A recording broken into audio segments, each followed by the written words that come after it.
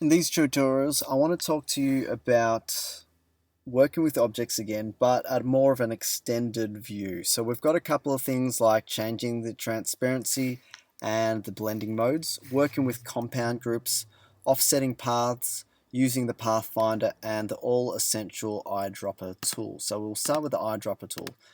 Let's say we have got a different color that we want. So we'll work with this particular object. Let's say I want all of these to be this tealy kind of color, if that is even teal.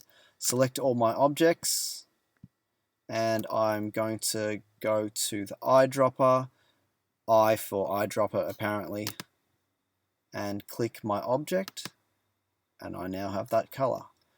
If I click on this black ring, because it actually isn't a fill, it's a stroke, it'll change everything to a stroke in the end. So you got to be careful what you pick, what colors you pick, because it picks up the appearance of everything as well. So if I do this, it's not only going to do blue, it's going to do blue with a black outline. So bear that in mind. We can click off this. I'm going to show you transparency and blending modes now. So this is a gray object. If I click on the transparency window, transparency if you don't have it, I can adjust the transparency of my object. What I can do as well is, this is all the layer blending modes, and it harkens back to old school photography days where you could multiply something, you could burn something, you can dodge something. Have a go at playing with what these different things mean. So if I multiply it, it multiplies itself onto a color. So if I show you with this, I'll move this on top of it into front. If I say multiply, it's multiplying its color on top of the existing color. Doesn't matter what color. So even if I change this to be that, it's going to multiply itself on there. If I say color burn, something similar, lighten, you can't really tell what goes on. Screen goes a little bit lighter. Play around with these because it reacts differently to the different colors that goes on, obviously, above it, beneath it, doesn't matter, as well as how it reacts to white. So if I have a white box over here, if I say multiply, think of white in the multiply sense like cancelling itself out. It doesn't do anything. Darken won't do anything either. So a couple of these things react differently when you've got different colors, and it's really important to know those things.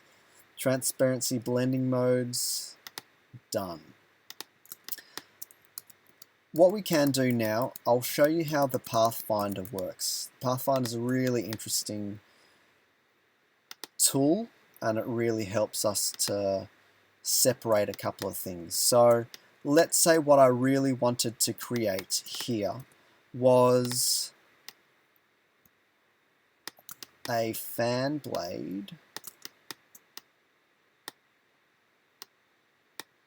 that looked like this, but pretend this took too long.